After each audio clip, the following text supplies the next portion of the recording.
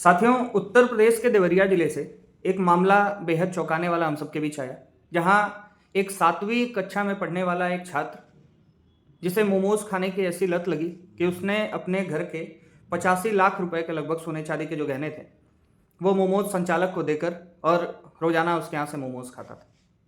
साथियों, पुलिस ने इस मामले में कार्रवाई की है और जो भी मोमोज विक्रेता 2 व्यक्ति हैं उन्हें गिरफ्तार किया है। और जब मामले का खुलासा हुआ तो यह पता चलता है कि शुरुआत में उस बच्चे को नियमित रूप से मोमोज खिलाया गया, मोमोज के प्रति उसे आकर्षित किया गया और जब उसके पैसे ख़त्म हो गए तो उसे विक्रेता ने यह कह के कि अपने घर से गहने लाओ तो तुम्हें आगे मोमोज मिलेगा, उसे लालच दिया। और उसके बाद उस बच्चे ने, जो मात्र 14 साल का है, 7वीं कक्षा में पढ़ता है, उसने अपने परिवार से छुप छुपा के सोने चांदी के ढेर सारे गहने लाकर उस विक्रेता को दिए और लगातार वहाँ से मोमोज जो है वो खाता रहा।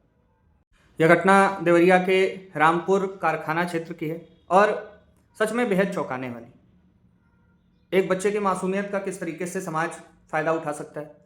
एक बच्चा जो भोला है, कहीं ना कहीं स्कूल से निकला, भूख लगी रही होगी और उसने मोमोज खाया और उसकी इस लत का चोर प्रवृत्ति के विक्रेता ने इस तरीके से फ़ायदा उठाया। यह घटना कहीं ना कहीं हमें एक सीख भी दे रही, एक चेतावनी भी दे रही कि हमारे घर में जो भी बच्चे हैं या हमारे आसपास जो भी बच्चे हैं, उनकी क्या एक्टिविटीज़ हैं, क्या हरकतें हैं, उस पर कहीं ना कहीं हमें नज़र रखने की भी ज़रूरत है। क्योंकि परिवार को लंबे समय तक इस बात का पता भी नहीं चल पाया कि उनके घर से सोने चांदी के गहने गायब हो रहे, और वो भी लाख, 2 लाख, 5 लाख के गहने नहीं, 85 लाख के गहने। और जब परिवार ने गहने खोने का मुकदमा दर्ज कराया था तो उसके बाद फिर यह मामला जो है वो पुलिस के संज्ञान में आया और चोरों को पकड़े जाने के बाद असली सच्चाई जो है वो खुली।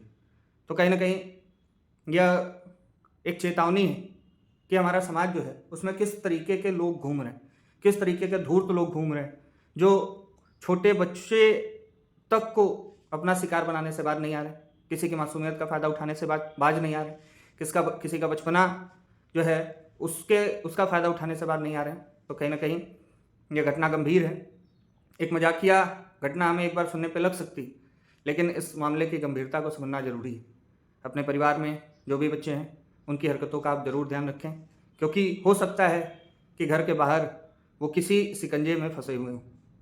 बहुत बहुत धन्यवाद। मैं हूं शिवम राय और आप देख रहे थे जननीति टुडे।